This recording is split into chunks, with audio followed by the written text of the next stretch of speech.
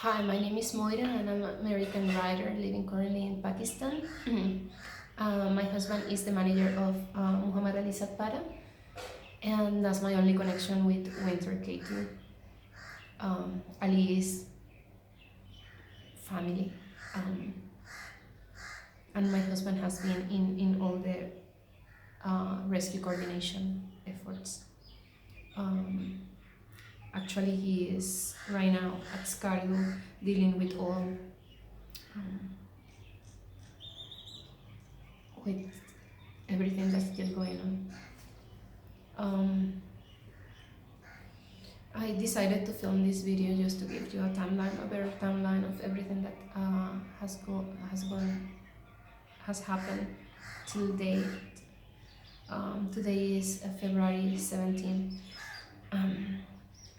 So I hope to be as brief as possible with this one, but let you know everything that happened. Okay. On December the 5th, the Snorri Satpara team arrived to base camp. It's composed by John Snorri, Icelandic climber. He already has climbed K2, and uh, last year he tried to do winter K2 as well. And Muhammad Ali Satpara, that is best known climber from Pakistan with eight thousanders under his belt, and first winter ascent of Nanga Parbat, and the only climber to have the only person to climb Nanga Parbat in every season of the year. Then Sajid, that is Ali Satpara's son, and actually has already summit the K2 in summer. When they arrive, they start fixing the line. They fix the line and establish Camp 1. So they fix the line till Camp 1 and establish the camps till there. In the next 3 weeks, the other teams are going to arrive. First to arrive were Mingmaji and Nirmal Purja. They started fixing the line with their teams. Mingmaji came in a three-person team with his 2 Sherpas, and Nirmal Purja came in a 6-person team with his 5 Sherpas. They fixed the line till Camp 2, High Camp 2, and then 7 Summit Treks arrived, and they sent 4. This is a commercial expedition, and a big expedition. We're talking about over 30 people, well over 30 people, actually more like with base camp team and everything, we're talking probably about 40 people. So 7 summits, they arrive and they send 4 Sherpas to fix the line from High Camp 2 to Camp 3, but the Sherpas had to come back down. One of them was so badly frostbitten that had to be evacuated. Some of the climbers from 7 summits, they got health issues, so there have been medical evacuations from the very beginning of the arrival of 7 summits, but most of them not related necessarily to the actual climbing.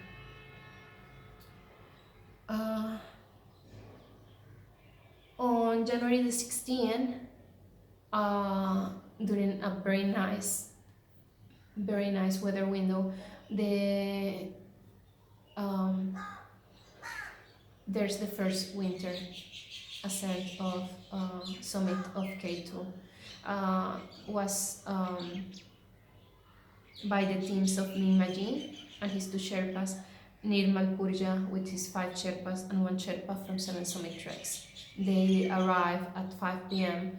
to the summit. Not much later that very day, about in that same hour probably, there was an accident coming down from Camp 1, um, the Spanish climber, very experienced climber by the way, Sergi Mingote, he fell to his demise. Um,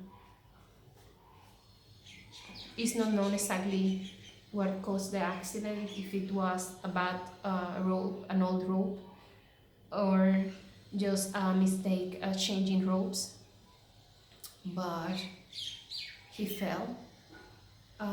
His team partner, Juan Pablo Moore from Chile, uh, and other team composed by Italy's Tamara Longer and Romania's Alex Gavan. They were in the area when this happened. Um, so while there was some celebration because of the summit, there was also this heavy feeling because of Sergi's accident. So the team of Mingmaji and Nirmal Purja, they left the mountain after the summit, and the body of Sergi is sent back to Spain as well. Uh,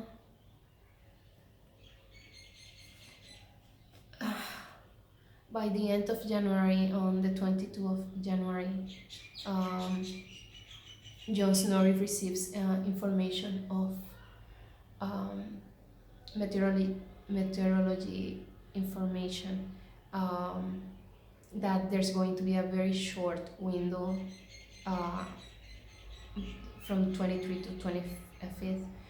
So he decided to take advantage of that. So the night of the 23, they left at 11 from base camp in a plan of doing a full push from base camp to Camp 3 and then from Camp 3 to the summit. It was a fake weather window. When they arrived to the upper Camp 2, they discovered that the winds were brutal. There was not such a weather window. So on the 25th, they come down and they wait for the next window. That is the one that is going to open on the 2nd, and is supposed to be good till the 6th. So looks like a perfect window for summiting. They try to do the 20-something attempt because you don't want to go on an overcrowded mountain, and most of the climbers of Seven Summits were still there. So they go up. Most of the Seven Summits climbers, they go up on the 2nd of December. That was Lee's birthday, so they decided to stay that day and go in the early hours of the morning of the 3rd, again to avoid overcrowding. And they left base camp at 4 a.m. on the 3rd.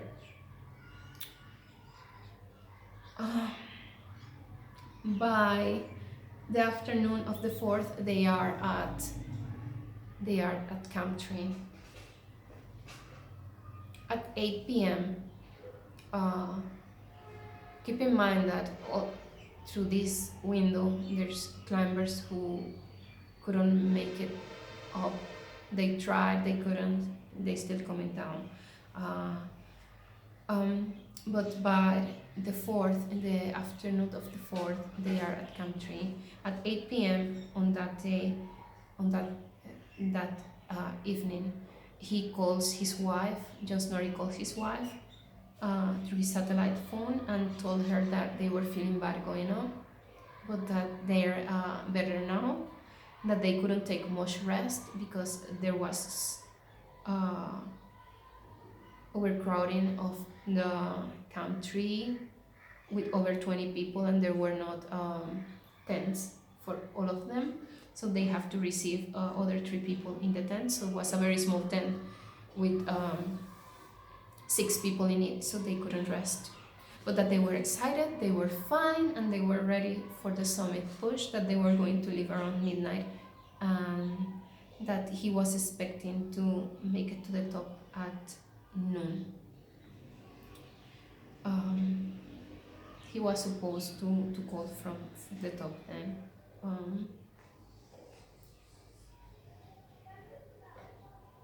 And actually they did by between 11:30 and 2 a.m.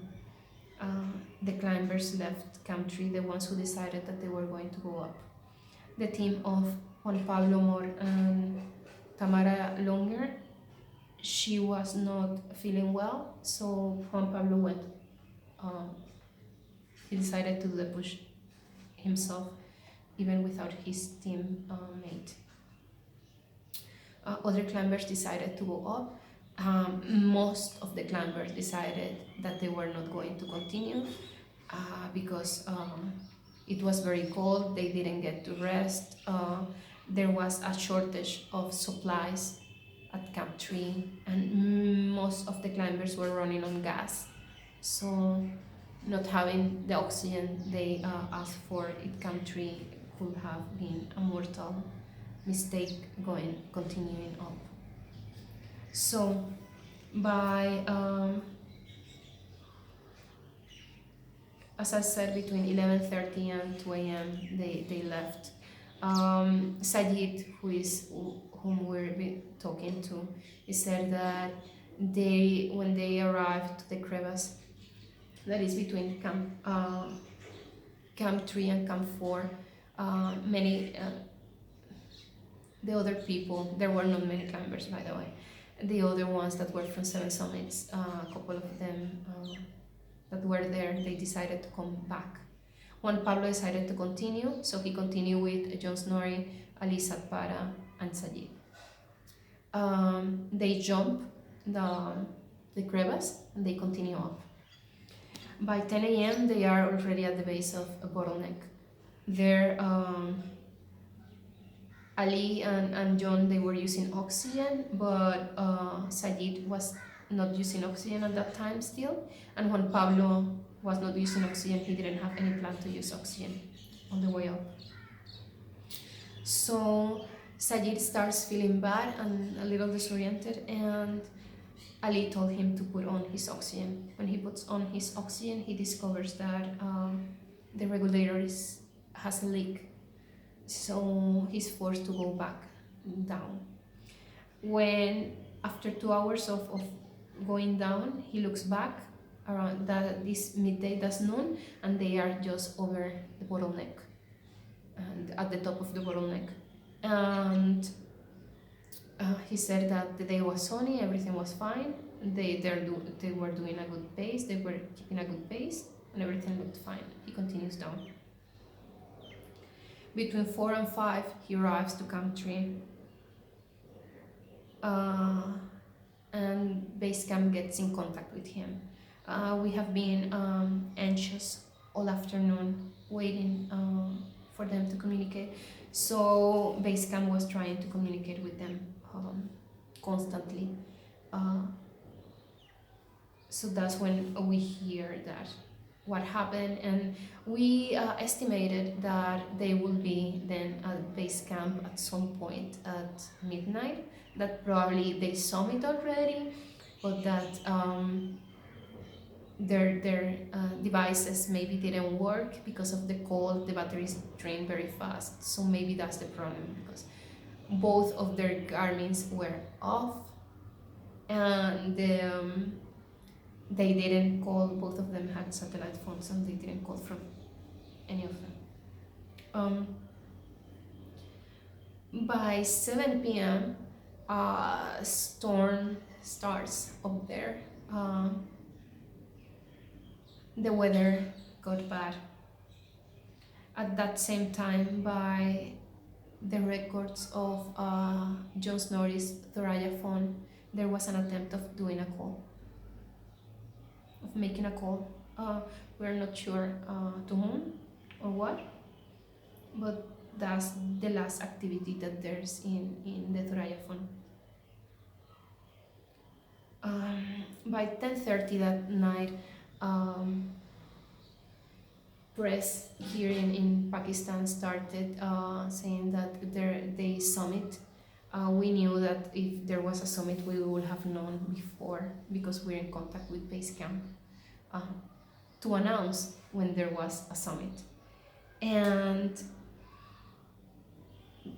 uh, we knew that it was not real, but at that time we were feeling a little uneasy, so we contacted Sajid and we asked him to go out and check for them. He did, and he could not see them coming down. You cannot see the top from Camp 3, but you can see till the shoulder. So he could see them even if they're a couple of hours from from the Camp 3, and he could not see any movement or lights. Um, at that time, we decided to start the rescue efforts right away. So the rescue efforts were coordinated by the Snorri Satpara's team, tour operator Jasmine Tours here in Pakistan.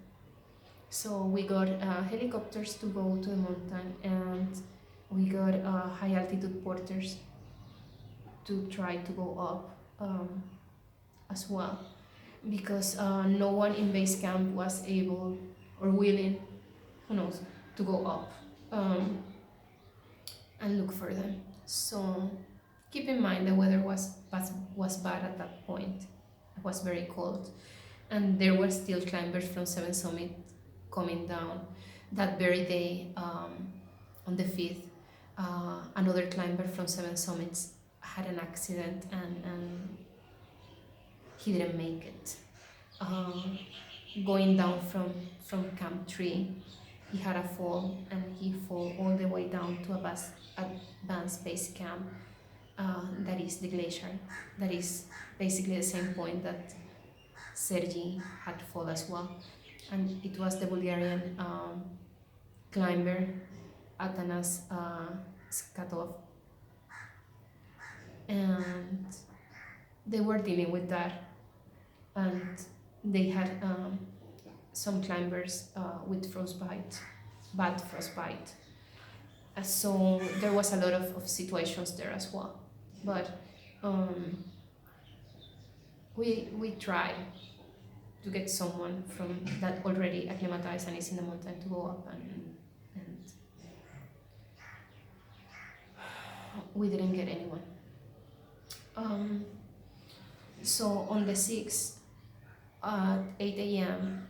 We told base camp told Sajid to come down. He did so. By 1 p.m. the helicopters arrived to base camp. They brought the high altitude porters that were going to go up to look for them, and they flew all over the mountain, and they saw they could not see any of them. They went up to 7,500 meters and nothing. There was no visibility to the top, so they could not see to the top. And then they could see Sajid coming down and everything. Sajid made it to Camp 1 where two Sherpas were waiting for him, and they escorted him and other climbers that were still at base camp down.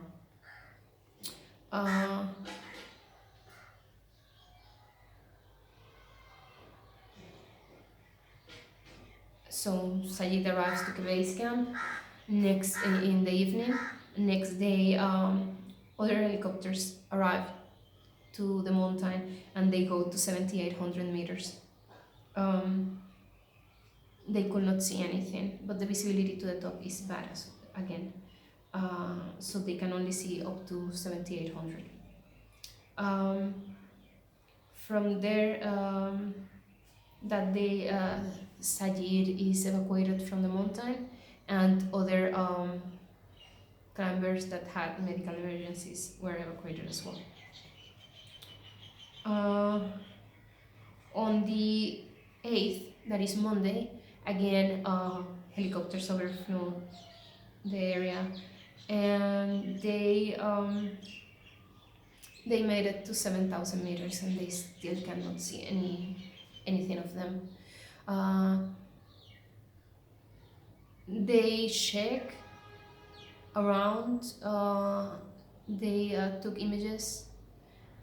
Anything that was the colors that they were wearing was investigated, but there was nothing but debris, and it was not human, and it was not them. Um, After that, after the 8, in the afternoon of the 8, the weather went too bad to try to continue with helicopters. Um, so we moved to satellite images, courtesy of Iceland um, Space Agency. That is a private company in Iceland, but they gave us all the support with all the images that they could provide us and the analysis for it. The analysis gave us nothing, nothing that was them, and we tried to get information from their devices, their tracking devices, but that was a dead end as well, because it cannot, these devices cannot be turned on remotely. They have to do it themselves. They could not get any. We could not get any more information about the call, the apparent call from the Thuraya on the 5th, and on the 10, Seven Summits treks inform us that they were leaving. Planes uh, have been taking images of the mountain, but the analysis of those images have given us nothing. So what is pretty obvious is that they are not on plain sight, on plain view, and we don't want to send. The army doesn't want to send people up, risk more lives if we don't have a visual confirmation of where they are. So the high altitude porters that we had there, because of the terrible weather, they could not make it to Camp 2, and they have to come down. And that's the point that we are right now on February the 17th. They have been lost for 12 days. Experts tell us that there's no way that they're alive. Sayid Satpara himself thinks that something must have happened that very day and must have been catastrophic, because he thinks if any other thing would have happened, at least one of them would have come down and looked for help. Normally you don't take shelter for days at an end. You try to get help, and that hasn't happened. So today the authorities, the government authorities in Gilgit are going to give a press conference. We don't know exactly what they're going to say. It may be just to inform any effort going forward. It may be calling off any effort. We're not sure, but we think it's pretty much a given that they're going to declare them dead. They're going to change the mission to a recovery mission. And that's the point we are. I want to thank all of you for being here with me for this long, and for the constant messages that I receive of love and compassion and the prayers and everything. Thank you very much, and said, it's been a very, very hard time for all of us. It's been, I'm going to keep it here. Thank you very much, and God bless.